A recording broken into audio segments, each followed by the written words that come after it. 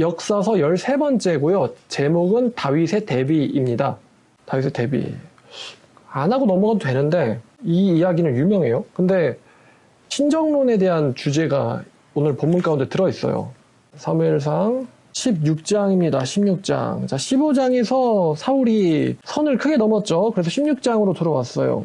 이 선지자 사무엘은 자기가 세운 왕이죠. 이 사울이 하나님께 거절당하는 바람에 아주 크게 상심하고 낙심을 합니다. 정말 정이 많은 선지자예요.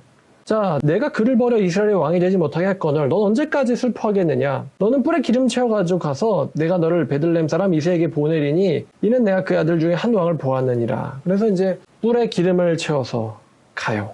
여러분, 뿔이라는 게 성경에서 어떤 의미가 있을까? 뿔은요, 성경에서 비유적으로 왕이라는 이름이 있어요. 그러니까 여러분, 수컷 짐승들이 뿔이 크면 이제 또 이게 이제 리더가 되거든요. 근데 뿔은 왕이라는 의미가 있습니다. 왕이라는 의미를 갖기 때문에 또 뭐가 의미가 있냐면 힘이라는 의미도 있어요. 뿔에는 힘 혹은 왕이라는 의미가 있습니다. 이 뿔에 기름을 채워가지고 이새에게로 보낸다. 그럼 고대에는 어떤 사람들한테 기름을 부었냐면은 왕이나 선지자 혹은 제사장에게 기름을 부었습니다. 자, 사무엘이 어떻게 하겠습니까? 사울이 들으면 나를 죽일 겁니다. 하니 여호와께서 이르시되 넌 암송아지를 끌고 와서 말하기를 내가 여호와께 제사 드리러 왔다 해라. 여호와께서 이르시기를 너는 암송아지를 끌고 와서 여호와께 제사 드리러 왔다라고 말을 하라. 이걸 보면서 하나님이 거짓말을 시킨 거다라고 생각할 수 있을까? 근데 하나님께서는 자기 일을 나타내실 수도 있고 숨기실 수도 있죠. 제사를 드리러 가는 건 사실이에요. 우리가 이렇게 생각할 수 있는데 만약에 우리가 어떤 선교를 목적으로 중국이나 아니면 선교가 금지된 나라에 갑니다. 그러면 너 선교하려고 왔지? 했을 때 우리가 뭐 저 의사인데요? 이렇게 말하는 걸 거짓말이라고 할 수 있을까? 그러니까 선한 일을 위해서 우리가 어떤 일을 말할 자유도 있고 말하지 않을 자유도 있거든요. 근데 말하지 않는 것을 거짓말이라고 하진 않아요. 하나님께서 사무엘에게 제사 드리러 왔다라고 해라. 그리고 넌 제사를 드려라 이거예요. 자, 그래서 내가 너에게 행할 일을 가르치리라. 그리고 내가 너에게 알게 하는 자에게 나를 위하여 기름 부어라. 사무엘이 여호와의 말씀대로 행하며 베들레헴에 이르매 성읍 장로들이 떨며 그를 영접하며 이르되 평강을 위해서 오신 겁니까? 지금 이스라엘에서 일어나고 있는 불길한 일들에 대해서 성읍의 장로들은 알고 있어요. 나는 평강을 위하여 왔다. 내가 여호와께 제사하려고 왔으니 너희는 스스로 성결케 하고 나와 함께 제사하자 하고 이새와 그의 아들들을 성결하게 하고 제사에 청하니라. 자, 이새와 그의 아들들을 제사에 청했어요. 자, 그들이 오매 사무엘이 장자 엘리압을 보고는 마음에 쏙 들어요. 야, 여호와의 기름 부으실 자가 과연 이 사람이로다 라고 생각하고 있는데 여호와께서 사무엘에게 이르시되 그의 용모와 키를 보지 마라. 내가 이미 그를 버렸노라. 자, 버렸다고 말씀하세요. 나는 그를 버린 자다. 내가 보는 것은 사람과 같지 아니하니 사람은 외모를 보거니와 나 여호와는 중심을 보시느니라. 하나님께서 이 엘리압을 버렸다라고 말씀하십니다. 자, 이 엘리압이요, 그 다음 장 28절을 보면은 그렇게 현명한 사람은 아니에요. 자, 나머지 아들들도 그러한데 하나님께서 선택을 하지 않으십니다. 이새가 그의 아들 7을 다 지나가게 하나 사무엘이 이새에게 이르되 여호와께서는 당신의 아들들을 택하지 않았습니다. 아무도 없는데요? 그러니까 누구 없나요? 그랬더니 막내가 하나 있긴 한데 이 막내는 여기 데려오지도 않은 거예요. 막내가 남았는데 그는 양을 지키나이다. 사무엘이 이새에게 이르되 사람 보내어서 그를 데려오라고 하세요. 그가 여기 오기까지는 우리가 자리에 앉지 않겠습니다. 그래서 이 다윗을 데려왔는데 그의 빛이 붉고 눈이 빼어나고 얼굴이 아름답더라 그러는데 빛이 붉다라는 거는 두 가지 해석이 가능한데요. 첫 번째는 그의 피부가 빨갰다. 이제 혈기가 있었다 라고 해석할 수도 있고요. 두 번째는 그의 머리카락 색깔이 붉은 빛을 띠었다. 이렇게 해석할 수도 있습니다. 근데 혈기가 이제 좋았다라고 해석하는 거랑 이제 붉은색 머리 가진 거랑 어떻게 뭐가 더 나은지 여자분들은 한번 고민해 보세요. 자, 그 다음에 눈이 빼어나다라는 건요. 자, 눈이 굉장히 아름답게 생겼다는 뜻입니다. 눈이 굉장히 멋있게 생겼다. 그리고 얼굴이 굉장히 아름다웠다라고 이야기합니다. 눈이 이쁘고 얼굴이 아름다웠다. 여호와께서 이르시기를 이가 바로 그 사람이니 일어나서 기름을 부어라 하니 사무엘이 기름 불병을 가져다가 그의 형제 중에서 그에게 부었더니 이날 이후로 다윗이 하나님의 성령에 크게 감동된다라고 합니다. 그러니까 기름 부었을 때 다윗이 성령에 크게 감동되었다. 구약의 기름 부음이 신약에서의 성령 임재와 사실상 동일하게 여겨집니다. 구약에서의 기름 부음이 신약에서 성령 임재와 동일하게 여겨지다. 자, 이제 여기서부터가 좀 논란이 될 수 있는 말씀인데, 자, 여호와의 영이 사울에서 떠났고 여호와께서 부리시는 악령이 그를 번뇌하게 한지라. 이런 주제가 가능해요. 과연 성령을 받은 사람에게서부터 성령이 떠나는가? 우리가 신약에서 궁금한 거는 구원받은 사람에게 구원 취소가 일어날 수 있느냐 하는 점일 것입니다. 신약에서 특별히 성령이, 하나님의 영이신 성령이 구원의 사역과 관련되어 있습니다. 특별히 구원의 사역과. 구약에서는 여기서 사울에게 왜 하나님의 영이 임했는가? 여기서 사울에게 하나님의 영이 임한 것은 왕직을 수행하기 위해서였어요. 왕직을 수행하게 하기 위해서 이 사울을 용감하게 또 왕직을 수행하기 위해서 성령의 임재를 사울이 경험을 합니다. 그런데 이 구약에서 이 사울에게 임했던 성령은 지금 사울이 크나큰 잘못을 하나 아는데 그게 뭐냐면은 자기를 왕으로 만들어주신 하나님을 거절했다는 거예요. 하나님의 말씀을 마치 아담처럼 거절했다. 그렇기 때문에 하나님께서도 이 사울을 왕으로 인정하지 않으신 거죠. 그렇기 때문에 하나님께서 사울에게 주신 이 왕의 직분을 수행케 하려고 주신 이 하나님의 영을 거둬가신 겁니다. 구약에서의 이 사울에게 임했던 성령은 구원을 위한 영이 아니라 왕직을 수행하게 하기 위한 방편이었다는 거예요. 자, 그 다음에 여호와께서 부리시는 악령이 그를 번뇌하게 했다라는 말이 나오는데, 와, 우리가 이걸 보고는 하나님께서 보내시는 영이 사람을 괴롭힌다? 하나님은 선한 분인데 어떻게 하나님에게서 이 악한 영이 나올 수가 있을까? 이런 생각을 할 수 있거든요. 근데 우리가 이 신정론에 대한 이해가 필요합니다. 또 하나님의 주권에 대한 이해도 필요해요. 좀 놀랄만한 말씀이 있는데 이미 여러분들이 다 알고 있는 개념들에게서 파생된 말씀들입니다. 알고 있는 개념이란 무엇이냐? 여러분 출애굽기에서 아주 유명한 주제예요. 파라오가 스스로가 완악하게 한 겁니까? 하나님께서 완악하게 하신 겁니까? 하나님께서 바로의 마음을 완악하게 하시니 그가 완악하게 행하였더라. 이런 말씀이 나오죠. 제가 해봤는데요. 여호와께서 바로를 완악하게 하다라는 표현이요. 출애굽기에서 9번 나옵니다. 9번. 그러니까 하나님께서 왜 파라오를 완악하게 하셨는가? 왜냐하면 그 완악한 파라오를 통해서 하나님께서는 영광 받으실 일이 있으셨기 때문이에요. 이거를 로마서 9장에서 사도 바울은 하나님도 자기 마음대로 누군가를 좋게 창조하실 권리가 있으시고 또 나쁘게 창조하시고 쓰실 권리가 있으시다. 그러니까 하나님도 자유가 있다라는 말을 하시고 계세요. 바울 사도도. 그러니까 마찬가지로 하나님께서 원하시는 자에게 성령을 주시고 또 원하시는 자에게 그 하나님의 영을 걷어가시고 또는 악한 일을 일어나게 하실 수 있다는 거죠. 책갈필라고 이사야 45장 7절을 보면요. 나는 빛도 짓고 어둠도 창조하며 평안도 짓고 환난도 창조하나니 나는 여호와라 이 모든 일들을 행하는 자니라 라고 하였노라. 하나님께서는요. 평안도 창조하고 빛도 창조하시지만 어둠과 환난도 창조하시는 분이시다라고 이사야에서 선언하세요. 나 주는 모든 것을 행하는 자다라는 것이죠. 또 사사기 9장, 이거 우리가 이미 배웠던 내용이에요. 자, 사사기 9장 23절입니다. 이 아비멜렉이 얘가 나쁜 사람이란 말이에요. 근데 이 아비멜렉을 엎어버리기 위해서 하나님께서 23절 보니까 아비멜렉과 세겜 사람들 사이에 악한 영을 보내심에 이 세겜 사람들이 아비멜렉을 배반하게 하셨다라고 말이 나와 있어요. 왜냐하면은 자 24절에 이유가 나오는데 얘는 여룻바알의 아들 70명에게 저지른 포악한 일을 갚되 그들을 죽여 피 흘린 죄를 그들의 형제 아비멜렉과 아비멜렉의 손을 도와 그의 형제들을 죽이게 한 세겜 사람들에게로 하나님께서 그 피값이 돌아가게 하려고 이 아비멜렉과 세겜 사람들의 이 동맹에 균열이 일어나게 하는 악한 영을 하나님께서 이 세겜 사람들에게 보내신 거예요. 아비멜렉과 세겜 사람들 사이에. 자, 그리고 또 어떤 내용이 있는가? 자, 열왕기상입니다. 자, 열왕기상에 이 미가야라는 선지자가 등장하는데 열왕기상 22장입니다.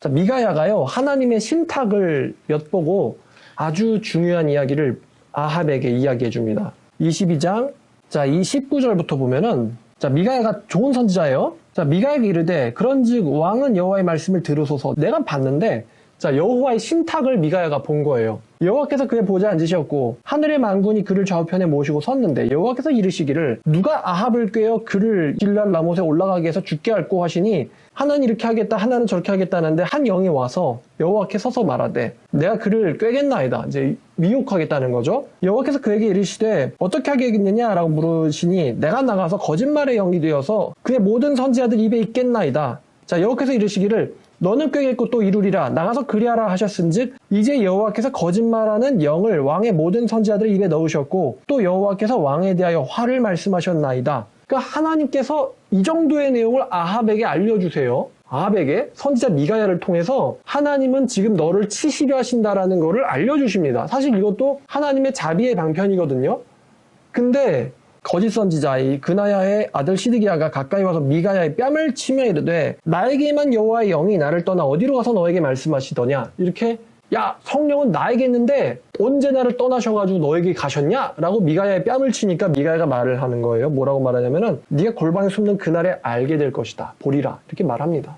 그러니까 하나님께서 어떤 일들을 위하여 이 악한 영도 쓰신다는 거죠. 그래서 이 악한 영이 사울을 번뇌하게 해서 이 사울이 결과적으로 누구를 부르게 되냐면은 이 다윗을 부르게 돼요. 자, 이 여호와의 악령이 오니 사울이 그가 번뇌하게 된지라. 자, 그래서 사울의 신하들이 하나님의 악령이 왕을 번뇌케 하는즉 이게 번뇌하게 한다는 게 제정신이 아닌 이런 상태를 말하는 거예요. 제정신이 아닌 상태에서 횡설수설하게 되니까 신하들이 수금을 잘 타는 사람을 구하여 가지고 왕에게 악령이 임했을 때 그가 손으로 수금을 타면 왕이 나을 것이다. 그래서 사람을 잘 알아보니까 어떤 사람이 이렇게 말합니다. 마치 이 이야기가 마치 요셉의 이야기와도 같고요. 또 다니엘의 이야기와도 같습니다. 한 명이 이렇게 추천을 하는 거예요. 그 이세의 아들이 수금을 잘 타는 데다가 용맹하기도 하고 무용과 구변이 있는 준수한 자입니다. 라고 얘기를 해줘요. 안 그래도 사울 왕은 용맹한 사람들을 자기 사람으로 만드는데 굉장히 관심 있는 사람이었거든요. 근데 그 사람이 수금까지도 잘 탄다 하니까 아주 좋았던 거죠. 그래서 사울에게 임했던 이 화로 말미암아 다윗이 이 왕 앞에 쓰게 됩니다. 다윗이. 자, 그래서 사울이 전령을 보내서 다윗을 불러왔는데 다윗이 사울에게 이르러 21절 그 앞에 모셔 서매 사울이 그를 크게 사랑했다라고 합니다. 쏙 마음에 드는 거예요. 여호와의 영을 입은 자였기 때문이죠. 또 사울이 이새에게 살을 보내어 원하건대 다윗을 내 앞에 모셔 서게 해라. 그가 내게 은총을 얻었느니라. 그래서 하나님이 부르실 악령이 사울에게 이르렀을 때 다윗이 수금을 타면은 사울이 상쾌하여 낫고 악령이 떠났다라고 합니다. 자, 근데 이제 중요한 사건이 일어나죠. 17장인데 여담으로 이 여호와의 성령이 떠났다는 건 사울로부터 이제 그에게서 하나님이 인정하시는 왕의 직분도 떠났다는 거죠.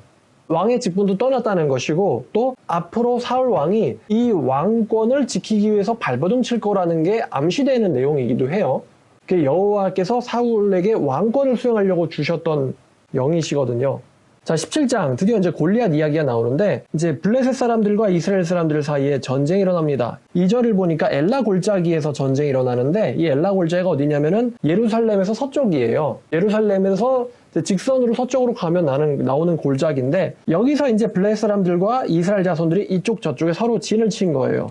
자, 거기서 이제 싸움을 하려고 나온 자가 있는데 이름이 골리앗이었고 가드 출신이라고 합니다. 근데 보니까 키가 6규빗이라고 하는데 자, 여러분들 그 제사 배우실 때 규빗에 대해서 제가 알려드렸죠. 1규빗은 45cm인데 편의상 50cm라고 하면 계산이 편하다 그랬어요. 그러면 45cm면은 2규빗이면 몇 cm죠?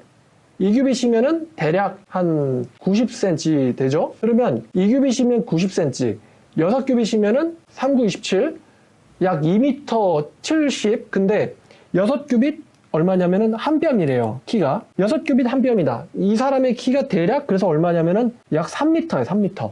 골리앗이라는 자의 키가 3m. 와, 3m래요.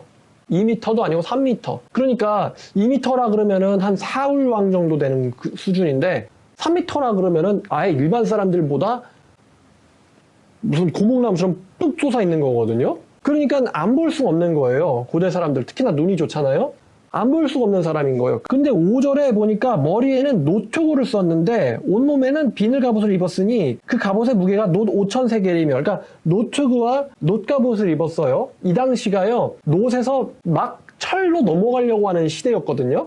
철로 막 넘어가려는 시대. 그래서 갑옷은 놋이고 창은 철이에요. 왜냐하면 창이야말로 상대방을 찔러 들어가서 죽여야 되기 때문에 창은 가장 단단한 금속을 쓴 거예요. 창은. 그러니까 이때는 철이 귀했다는 이야기죠. 그러면 이 갑옷 무게가 놋 5,000세겔인데 5,000세겔이 무게가 얼만큼이냐면은 대략 55kg입니다. 55kg. 그러니까 거의 60kg에 육박하는 무장을 놋 갑옷뿐만 아니라 투구까지 60kg의 이 놋덩어리를 몸에다 달고 있는 거예요. 그거를 차고는 움직일 때 막 골리앗이 막 아이고야 이러고 움직이지 않았겠죠. 가슴 딱 펴고 철렁철렁 하면서 움직이면은 그걸 보는 사람들이 다 으악 하는 거죠. 키가 3m인데 거의 60kg 육박하는 철덩어리를 몸에 메고는 초랑초랑 걸어가니까. 자, 그 다음에 6절에 보니까 다리에는 녹 각반이를 찼고 또 어깨 사이에는 녹 단창임이었는데 그 자루가 배틀을 채갖고 창날이 철이 600세겔이다. 이게 창날 무게만 6kg예요. 창날 무게만 6kg. 한 창날이 6.6, 그러니까 7kg라고 하네요. 창날이 7kg. 여러분 그 대략 남자분들 아실 텐데 대략 한 7kg짜리 아령 알죠? 7kg짜리 아령 어디서 잘 쓰더라? 보통 이두할 때 10kg쯤 보통 하는 것 같은데 되게 무겁습니다. 여러분 되게 무거워요. 근데 거의 이제 10kg 육박하는 창날 무게만 7kg예요. 그러니까 굉장히 육중하겠죠? 근데 그거를 가지고 여러분 10kg짜리 아령 한번 휘두른다고 생각해 보세요. 맞으면 죽어요. 근데 거의 그만한 무게를 날로만 갖고 있는 이 창을 갖고 있는 거예요. 그러니까 찔리면은 그냥 뚫리는 거죠. 그냥 뚫려요. 무시무시하겠죠. 거기다가 그 방패든 자들이 앞에서 행하더라. 그가 서서 외쳐 이르되 어찌하여 전열을 벌였느냐. 나는 블레셋 사람이며 너희는 사울의 신복이 아니더냐. 한 사람을 내게로 데려와라. 그래서 그가 나와 싸워서 죽이면 우리가 너의 종이 될 것이요. 만일 내가 이기면은 너희가 우리의 종이 되며 우리를 섬길 것이니라. 어떤 식으로 전쟁이 일어나냐면은 이제 삼국지처럼 1대1 일기토가 벌어진 거예요. 1대1 형식의 일기토가. 그런데 지금 굉장히 중요한 사건인데 지금 현재 생존하고 있는 이스라엘 사람들, 남성의 사람들 중에서 이 골리앗의 위협으로부터 떨지 않은 남자들이 하나도 없었다고 해요. 이게 중요한 점입니다. 물론 다윗보다 체격한 사람들이 많습니다. 근데 이 골리앗의 위협으로부터 떨지 않은 사람들이 하나도 없다는 거예요. 그러니까 사울을 포함해서 전원 다 지금 뭐가 문제냐면 쫄은 거예요. 이런 싸움에서 뭐가 중요하냐면 기세가 중요한데 기세에 있어서 이미 제압을 당한 겁니다. 이스라엘 사람들이. 그러니까 이렇게 고래고래 외치는데 아무도 못 나가는 거예요. 11절 보니까 사울과 온 이스라엘이 블레셋 사람들의 말을 듣고 크게 두려웠다고 합니다. 그러니까 나중에 다윗의 부하가 될 사람들도 사울의 부하인 사람들도 사울 자신도 그리고 이새의 아들들도 다 그거를 보고는 두려워했다는 거죠. 아무도 앞에서 나서는 자가 나서면 죽는다는 거예요. 원래 이제 사울은 근데 원래는 이 사람이 원래부터 겁쟁이죠. 사울이 두려워했다.